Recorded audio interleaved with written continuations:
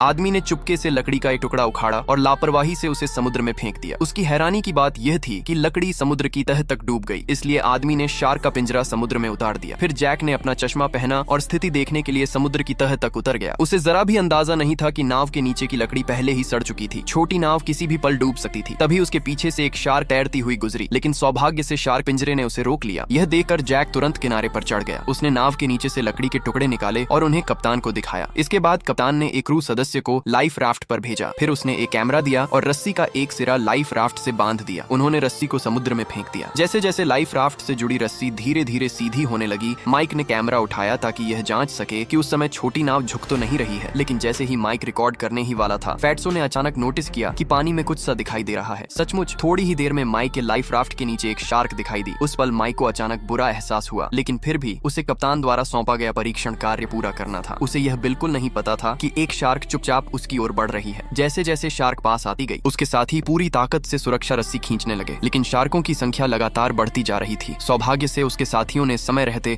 उसे समुद्र से बाहर खींच लिया। तभी नाव पर बैठा तोता अचानक उड़कर समुद्र में गिर गया। एक पल में ही उसे शार्क ने खा लिया। जब माइक ने अपने अच्छे दोस्त को खाते हुए देखा तो उसने तुरंत एक कोण ढूंढा और शार्क को पकड़ लिया। यह देखकर उसके साथी भी मदद के लिए दौड़ पड़े। फिर दोनों ने पूरी ताकत लगाकर शार्क को नाव पर खींच लिया। शार्क अभी भी जिंदा थी और तड़प रही थी, लेकिन माइक को जरा भी डर नहीं लगा। वह तो सीधे उसकी पीठ पर चढ़ गया। जैसे ही राफ्ट से खून बहने लगा, उसने अनजाने में शार्कों के पूरे झुंड को आकर्षित कर लिया। जैसे ही शार्क का पेट चीरा गया, खून की गंध से और भी ज्यादा शार्क इकट्ठा होने लगी। तभी एक क्रू सदस्य फिसल गया और सीधे समुद्र में गिर पड़ा। उसके साथियों को समझ आ गया कि हालात बहुत खराब हो चुके हैं, क्योंकि उस समय समुद्र के नीचे दर्जनों शार्क मौजूद थीं, जो खाने की ताक में थीं। बूढ़े आदमी ने देखा कि वह लहरों में बहने ही वाला है, इसलिए उसने तुरंत एक चप्पू पकड़ लिया, लेकिन उसे यह नहीं पता था कि लहरें बहुत ज्यादा ऊंची थीं। जैक ने देखा कि बूढ़ा आदमी खतरे में है, इसलिए उसने सुरक्षा रस्सी समुद्र में फेंक दी, लेकिन बूढ़ा आदमी उसे तुरंत पकड़ नहीं सका। ये देखकर उसके साथियों ने जल्दी से शार्क के टुकड़े समुद्र में फेंक दिए। जब बूढ़ा आदमी डूबने ही वाला था और नीचे शार्कों का झुंड मौजूद था, तब जैक ने बिना एक पल सोचे सीधे समुद्र में छलांग लगा दी।